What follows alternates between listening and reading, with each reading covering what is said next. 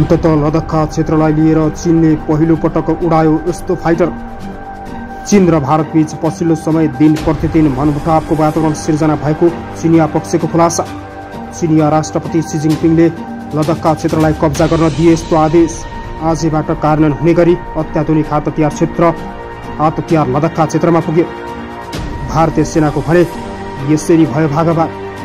मोदीको यस्तो हारगुहार हातै जोडेर चीनसँग यसो नगर्न आग्रह गरे। भारतीय प्रधानमन्त्री चीनसँग जुहारी नखोजेकै बेच भन्दै चीनले दियो यस्तो प्रतिक्रिया। भारत अब केही कदम पछि हट्ने चिनिया पक्षको खुलासा। नमस्कार, तपाईँ मेरो पोखरा टिभी युट्युब च्यानल हेर्दै हुनुहुन्छ। समाजमा र विश्वमा घटेका सत्य तथ्य खबरलाई तपाईँसँग पुर्याउने हाम्रो अभियान जारी छ। तपाईँले अहिलेसम्म पनि मेरो पोखरा टिभी युट्युब च्यानललाई सब्स्क्राइब गर्नुभएको छैन भने अहिले नै सब्स्क्राइब गरी नजिकैको बेल आइकन दबाई हामीसँग जोडिनुहोला। पल पलको ताजा खबरको अपडेट तपाईँलाई दिने हाम्रो अभियान। तस्बिर मैले आज अत्यन्त महत्त्वपूर्ण अनि अत्यन्त संवेदनशील भिडियो तपाईँमा आज प्रस्तुत गर्दैछु। भिडियो अन्तिमसम्म हेर्नुहोला। पछिल्लो समय चीन र भारतबीच लद्दाखका क्षेत्रलाई लिएर विवाद दिन प्रतिदिन बढेको छ। चीनले फाइटर विमानले तैनात गरिसकेपछि भारत दस्किएको छ, डराएको छ। यस्तो अत्यन्त मिसाइलयुक्त हात हतियार चीनले त्यस ठाउँमा तैनात गरिसकेको छ। हेर्नुहोस् आजको मुख्य विषयवस्तु। चीन र भारतमा को शक्तिशाली छ आजको महत्त्वपूर्ण एक्सक्लुसिभ विषयमा तपाईँमा आज प्रस्तुत गर्नेछु। सुरु गरौँ आजको मुख्य विषयवस्तु। मुख्य विषयवस्तु सुरु गर्नुभन्दा पहिला तपाईँ हाम्रो च्यानलमा नयाँ हुनुहुन्छ भने एक लाइक, एक सेयर अनि एक सब्स्क्राइब गर्नुहोला। चीनले लद्दाखका क्षेत्र कब्जा गरेर ठिक गर्यो भन्नेले एसएफलाई ठिक गरेन भन्नेले नो लेखेर कमेन्ट गर्नुहोला। सुरु गरौँ आजको मुख्य विषयवस्तु। अहिले भारत र चीनबीच सीमा विवाद चर्किँदै अवस्थामा रहेको छ। लद्दाखमा झडाप समेत भएपछि चिनिया र भारतीय सेनाबीच पटक पटक सीमा क्षेत्रमा विवाद हुँदै आएको छ। यति बेला नेपाललाई दबाउन खोज्ने भारत चीनको सामु सधैँ लाचार बन्दै आइरहेको छ। विश्वलाई नै आक्रान्त बनाइरहेको कोरोना भाइरसको बेला नेपालका दुई विशाल शक्तिशाली छिमेकी चीन र भारतबीच सीमा क्षेत्रमा निरन्तर विवाद चलिरहेको थियो। ती दुवै राष्ट्रहरू आणविक शक्तिमा सम्पन्न भने मानिन्छन्। भारत र चीनको सीमा भएको झडापमा भारतीय सेनाका कमान्डिङ अफिसर सहित 20 जना मारिसकेका छन्। भारतीय सञ्चार माध्यमहरूले जनाए अनुसार अझै बढी मारिए पनि भारतले त्योभन्दा बढी मृतकको संख्या खुलाउन चाहेको छैन। लद्दाखको 14,000 फिट उचाइमा रहेको गलवान भ्यालीमा यो भएको झडापमा भारतीय सेनाले धेरै मात्रामा धनजनको ज्याति गुमाएको थियो। यो क्षेत्रमा पछिल्लो 41 दिन यता तनाव बढिरहेको छ। तनावलाई कम गर्नका लागि छलफल भइरहेको छ भने पछिल्लो समय पनि दिन प्रतिदिन मनमुटावको वातावरण सिर्जना भइरहेको चीनले जनाएको छ।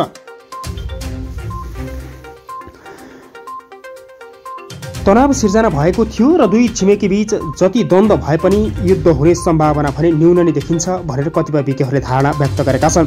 यसो त अहिले विश्वमै बहस पनि बनेको छ। अबको युद्ध कस्तो हुन्छ? 75 वर्ष अमेरिकाले जापानको हिरोसीमा नागासाकीको परमाणु बम प्रहार गरेको घटनाले अहिले पनि संसार त्रसित भने देखिन्छ। अबको परमाणु बम त्यो भन्दा कयौं गुणा शक्तिशाली होला, कल्पना गर्न सकिँदैन। चीन भारतबीच पटक पटक तनाव उत्पन्न भए पनि 45 वर्ष यता सीमा क्षेत्रमा गोली चलेको थिएन।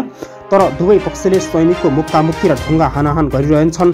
दुवै देश अहिले पनि एक अर्का विरुद्ध आक्रमण वा लडाईँ गर्नका लागि मुठभेडको स्थितिमा अगाडि बढ्छन्।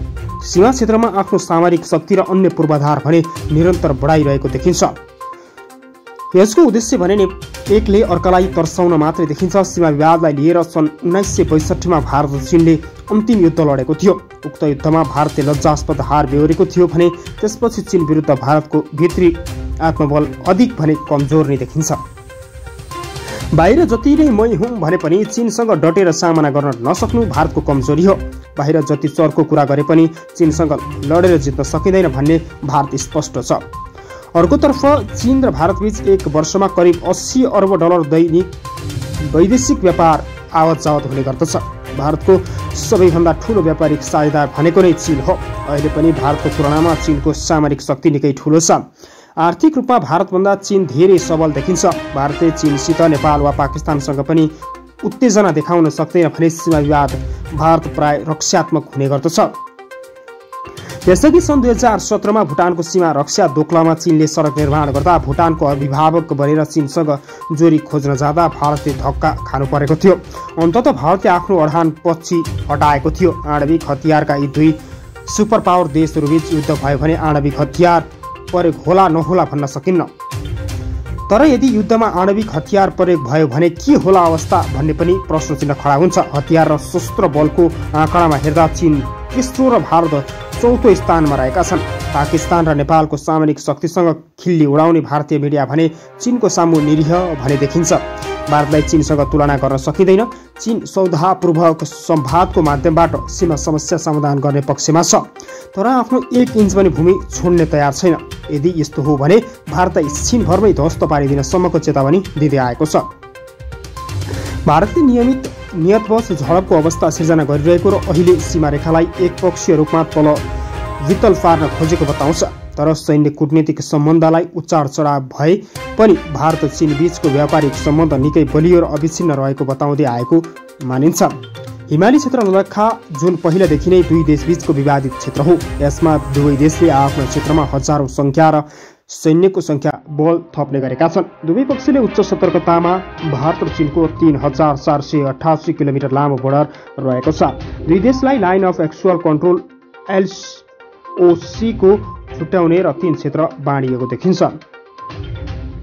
पूर्वी क्षेत्रमा अरुणाचल प्रदेश र सिक्किम मध्ये उक्त क्षेत्रमा उत्तराखण्ड, हिमाचल प्रदेश र पश्चिमी क्षेत्रमा लद्दाख रहेको छ। भारत र चीन बीच LOC को विभिन्न खण्डहरूमा दुवै देशले दाबी गर्दै आएका छन्। भारतले आफ्नो दाबी गरेको थुप्रै ठाउँमा चीनको नियन्त्रण रहेको छ। चीनले आफ्नो 38,000 वर्ग किलोमिटर भूभाग अतिक्रमण गरेको आरोप लगाएको छ भने दुई ठूला मुलुकहरू आपसमा भिड्दा बीचमा पर्ने सानो मुलुक भनेको अहिले महत्त्व बढेको छ। यदि भोलि भारत र चीन बीच विवाद चर्किँदै गयो भने गम्भीर रूपमा लिएको वा युद्धकै अवस्था आएमा अन्तर्राष्ट्रिय समुदायको पक्षधारले खुल्न सक्दछ। त्यसबेला दुवै देशले अन्तर्राष्ट्रिय समर्थन वा साथ खोज्नेछन्। भुटानलाई छोडेर सार्क देशहरूमा भारतको प्रभाव खस्किँदो रहेको छ भने चीनको प्रभाव बढ्दो छ।